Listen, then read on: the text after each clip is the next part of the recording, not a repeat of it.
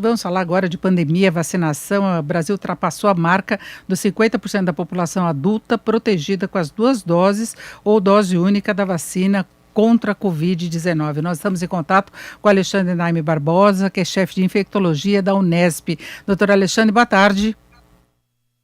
Muito boa tarde, Denise. Boa tarde a todo mundo que está ligado aí na Jovem Pan News. Prazer estar com vocês aqui de novo. Eu que agradeço. E, doutor Alexandre, 50% da população vacinada com as 2 doses. Nós estamos vendo também o reforço dos mais idosos e a aplicação também dos adolescentes, mesmo com toda a polêmica que nós tivemos na semana passada, colocada pelo Ministério da Saúde. Isso é suficiente para a gente manter o controle da pandemia? Porque nós tivemos, na comparação semanal, uma certa piora de alguns indicadores. Fica aquela preocupação com a variante Delta. Eu queria saber sua expectativa em relação a isso. Olha, Denise, você colocou muito bem, né? Foi uma polêmica desnecessária do Ministério da Saúde. Existe uma coalizão de conhecimento de todas as frentes.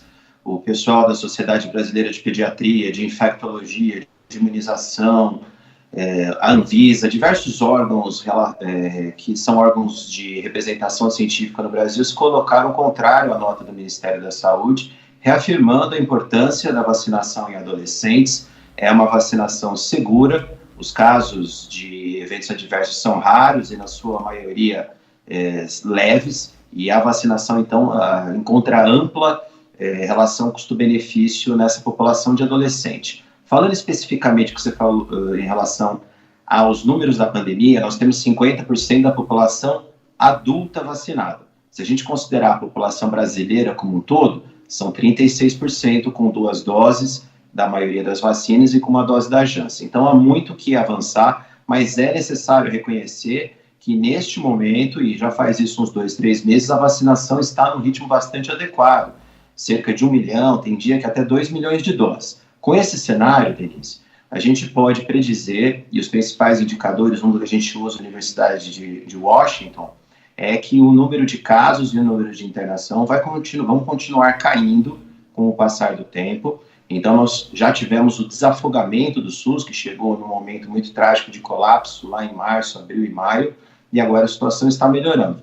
A nossa torcida agora é que esses programas de vacinação avancem na faixa etária dos adolescentes, tem a 3ª dose dos idosos, que você bem comentou. Estamos também discutindo a vacinação de profissionais de saúde, principalmente que estão na linha de frente a dose de reforço, porque somos justamente nós que estamos na linha de frente que acabamos nos expondo mais e podemos, inclusive, transmitir para nossos familiares.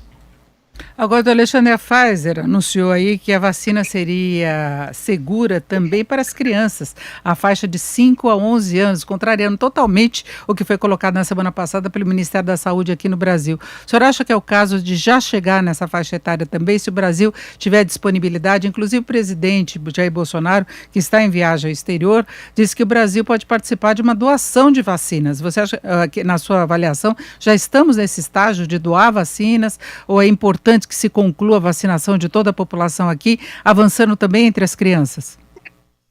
Essa é uma informação muito nova, Denise. Hoje de manhã, a Pfizer anunciou numa coletiva de imprensa que os resultados preliminares de um estudo feito com mais de 2.200 crianças mostrou que 2 doses da vacina da Pfizer, com aquele intervalo regular de 3 semanas, mas veja, é na faixa etária entre 5 a 11 anos. Então, são crianças de 5 a 11 anos que foram vacinadas com 2 doses, com uma dose menor, de 10 microgramas, que é 1/3 da dose feita para maiores de 12 anos.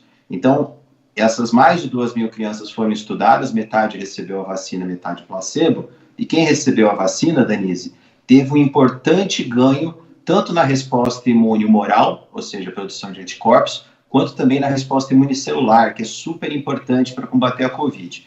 Então, esses resultados estão agora indo para a mesa do FDA, que é a Anvisa brasileira, o órgão regulatório de vigilância sanitária nos Estados Unidos. E o FDA vai ter 3 semanas para analisar. E isso também vai para o outro órgão regulatório da Europa, chamado EMA, e uma hora isso também vai vir para a Anvisa. Quando isso acontecer, Denise, é muito importante a gente discutir a vacinação em crianças, então, entre 5 a 11 anos, porque é uma faixa etária que teve um aumento de hospitalização nos Estados Unidos de 240% com a questão da circulação da Delta. Aqui no Brasil, nós temos já, desde o começo da pandemia, mais de 2.400 óbitos em crianças por Covid. Pode parecer pouco, 2.400 óbitos, quando comparado aos quase 600 mil de adultos, mas nenhuma doença imunoprevenível tem esse nível de mortalidade. Então é muito importante a gente discutir os resultados desse estudo que foi divulgado hoje pela Pfizer, a gente aguarda a publicação final, aguarda conhecer todos os dados, mas se isso realmente se demonstrar, depois que os adolescentes foram vacinados, depois que todo mundo tiver a segunda dose, os idosos a dose de reforço, vai chegar a hora, sim, de começar a pensar em vacinar essa faixa etária de 5 a 11 anos. E, para completar, uma outra boa notícia, os estudos nas faixas etárias mais novas, entre 2 a 5 anos e entre 6 meses a 2 anos, também já estão em andamento. Sendo a forma de controlar mesmo a pandemia no mundo. Agora, temos uma outra novidade, que os Estados Unidos vão suspender as restrições à entrada de estrangeiros vacinados contra a Covid no mês de novembro. E a medida vale para todos os países, inclusive o Brasil, mantendo apenas aquela exigência que se apresente um teste negativo da Covid-19 feito até 3 dias antes do embarque. Agora, havia dúvidas em relação a que tipo de vacina que permitiria a viagem para o exterior. Os Estados Unidos estão dizendo que aceitam todas as vacinas reconhecidas pelo OMS. Então, isso valeria também para a Coronavac? É lógico que a resposta correta para essa pergunta depende da definição do governo americano. Mas, em termos científicos, todas as vacinas reduzem substancialmente e sem nenhum tipo de questionamento, tanto a transmissão, mas principalmente os casos de Covid grave, principalmente os óbitos, tanto a Coronavac, quanto a Oxford AstraZeneca, Pfizer ou Janssen. Os estudos de efetividade de fase 4 mostram realmente esse impacto tão positivo. A OMS reconhece a Coronavac como válida, vários países da Europa, entre eles Alemanha, Suíça e outros, já aceitam, Espanha, a entrada de brasileiros com a Coronavac, e se a ciência for seguida, os Estados Unidos não vão impor nenhuma restrição a quem foi imunizado com Coronavac. Agora, o site do CDC, por enquanto, está fazendo uma ressalva nessa questão das viagens internacionais, dizendo que a orientação também pode ser aplicada a vacinas contra a Covid que foram listadas para uso emergencial pela OMS. Por exemplo, a vacina da Oxford AstraZeneca, porque lá nos Estados Unidos eles não estavam vacinando. Inclusive, eles doaram para o Brasil um bom lote dessa vacina, porque eles não estavam aplicando, porque eles tinham grandes quantidades de outros imunizantes, não é? Então, fica uma certa dúvida a ser esclarecida também em relação a essa vacina, né? A gente torce, né, para que, já que o time diplomático brasileiro está agora nos Estados Unidos, que isso seja resolvido da melhor forma. É muito importante para o turismo, para o comércio internacional, que haja, né, uma liberação de viagens de brasileiros para os Estados Unidos, e não faz sentido nenhum você restringir vacinas que só sejam aceitas no mercado americano, visto que eles tiveram a oportunidade de ser vacinados com vacina de RNA mensageiro, mas as outras vacinas também têm muito boa ou ótima eficácia. Então, até em termos de equidade, a gente questiona muito por que os brasileiros vão fazer quarentena no México, sendo que lá muitas vezes as pessoas acabam se infectando antes de entrar nos Estados Unidos. Eu tive caso, pessoalmente, Denise, de pessoas que foram passar a quarentena em Cancún, acabaram se infectando com Covid lá, tiveram que voltar, acabaram nem entrando nos Estados Unidos. Então, vamos torcer para que a diplomacia brasileira consiga alinhavar esses acordos e que nós sejamos aceitos naquele país o mais rápido possível. Eu já estava citando essa questão da comitiva brasileira que está lá nos Estados Unidos, só que o presidente Bolsonaro não está vacinado, ele pode entrar, mas há restrições de circulação. Nós vimos aí nas redes sociais desde ontem uma postagem dele comendo pizza na rua com a comitiva, a entrada no hotel tem que ser pelos fundos. Na manhã de hoje o presidente tomou café da manhã no hotel em uma área reservada à comitiva brasileira e tinha uma placa informando que é obrigatória a apresentação do comprovante de vacinação no restaurante, né? Então tem quase esse passaporte de vacina nos Estados Unidos e o presidente brasileiro não pode apresentar. Exatamente, independente de qualquer posicionamento político, vamos fazer aqui uma análise técnica, né?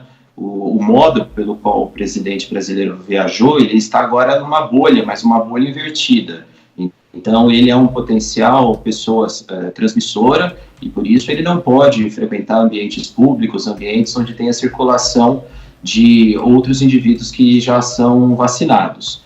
E há um medo muito grande, Denise, que alguém da comitiva acabe se infectando ou mesmo tenha se infectado e tenha viajado doente, visto que muitos da comitiva também não se vacinaram. Ou seja, é por isso que todas essas regras são impostas em países que defendem a ciência como política pública, e a gente fica torcendo para os nossos governantes também darem o exemplo, receberem a vacina para acabar com essa desconfiança completamente sem sentido em relação à eficácia e às seguranças da vacina contra a Covid. Então, Alexandre Naime, em termos de controle da pandemia, as pessoas já estão planejando o final do ano, contando com o controle efetivo, com a continuidade da melhora dos indicadores aqui no Brasil. O senhor acha que é possível nós termos uma virada do ano tranquila em relação à pandemia? Olha, hoje é dia 20 de setembro. E se o Brasil continuar avançando com a vacinação da forma que está fazendo, e é lógico, ter algumas restrições em relação a grandes aglomerações, é muito provável que o cenário brasileiro, como eu respondi na primeira pergunta, seja bastante melhor do que nós vivemos hoje. Nós estamos com uma média móvel de óbito girando entre 300 a 500 casos nas últimas semanas, vem caindo, ainda que em alguma situação pontual isso acabe piorando em algum estado, mas a tendência ela vem realmente caindo. Isso só aconteceu com a vacinação em massa. Então a gente torce muito para que todo mundo complete a segunda dose, aqueles que vão ter indicação, que são os imunossuprimidos, os idosos, quem sabe os profissionais da área da saúde recebam a terceira dose, a dose de reforço. Mais para frente a gente já está discutindo se vai ser ou não necessária a dose de reforço para a população em geral, se esses níveis de anticorpos vão cair ou não, e avançar na vacinação de adolescente, e quando for comprovado a segurança e eficácia, que agora a gente deu essa notícia, né, Denise, preliminarmente a vacina da Pfizer pode ser usada nessa faixa de 5 a 11 anos, que também as crianças comecem a ser vacinadas. Então a expectativa é otimista em relação a esse cenário da pandemia, mas agora com um país diferente, com um país vacinado. Ouvimos Alexandre Naime Barbosa, que é chefe de infectologia da Unesp. Doutor Alexandre, muito obrigado, uma boa tarde. Eu que agradeço o convite, uma ótima tarde para todo mundo que está aí ligado na Jovem Pan News.